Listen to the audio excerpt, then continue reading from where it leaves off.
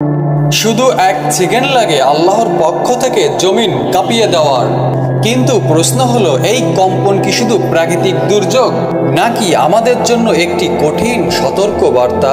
প্রিয় দর্শক, আমাদের প্রিয় নবী হযরত মুহাম্মদ মুস্তাফা সাল্লাল্লাহু আলাইহি সাল্লাম একটি অত্যন্ত গভীর কথা বলেছেন, যা আজকের সময় আমরা স্পষ্টভাবে দেখতে পাই।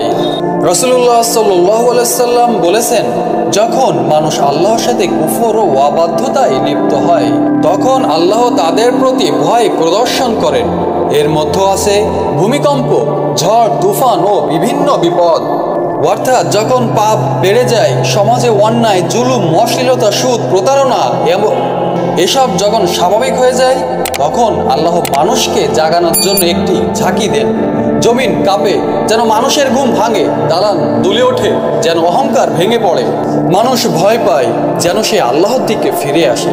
ভূমিকম্পের মুহূর্তে আমরা বুঝে যাই, আমরা যতই শক্তিশালী ভাবি না কেন, আমরা আসলে সম্পূর্ণভাবে আল্লাহর উপর নির্ভরশীল। এক সেকেন্ডে পৃথিবী বদলে যেতে পারে, কিন্তু মনে রাখবেন, আল্লাহ চান না মানুষ ধ্বংস হোক, আল্লাহ চান মানুষ ফিরে আসুক। তাই এসব বিপদ শুধু দুর্যোগ নয়, এগুলো সতর্ক বার্তা, যাতে মানুষের বিবেক জাগিয়ে তোলে। কখনো কখনো আল্লাহ আমাদের গুনাহের কারণে শাস্তি দেন, আবার কখনো শুধু আমাদের মনে করিয়ে দেন যে ফিরে আসো, আমার দিকে ফিরে আসো, জীবন সামান্য, ক্ষমা অবারিত।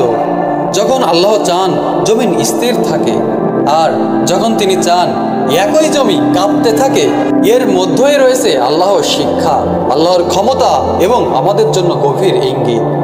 প্রতিটি কম্পন যেন আমাদের বলে, মানুষ, তোমার রবকে ভুলে যেও না, কঠিন বিপদ আসার আগেই ফিরে আসো, আল্লাহর দয়া অসীম, কিন্তু তার সতর্ক বার্তাও বাস্তব।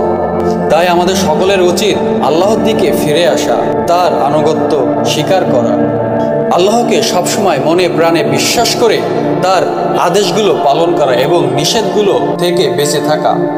তোমরা যদি আরও এমন গুরুত্বপূর্ণ ইসলামী শিক্ষা জানতে চাও এবং আল্লাহর পথে মন জাগাতে চাও, তাহলে আমাদের চ্যানেলটিকে সাবস্ক্রাইব করে চ্যানেলের সাথেই থাকো, যাতে তুমি প্রথমেই সব নতুন ভিডিও দেখতে পারো।